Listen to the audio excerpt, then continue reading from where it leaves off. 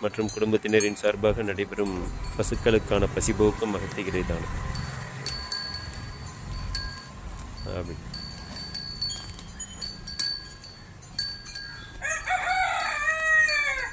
முன்னோர்களை நினைவு கூர்ந்து அளிக்கப்படும் பசுவிற்கான அகத்திகரை தானத்தை முன்னோர்களின் ஆத்மாக்கள் தர்ப்பணமாக ஏற்பர் என்பது ஐதீகம். முன்னோர்களின் ஆத்மாக்களை குளிரச் செய்து நித்திய சாந்தியடைய செய்யும் ஒரு புனிதமான அறப்பணி.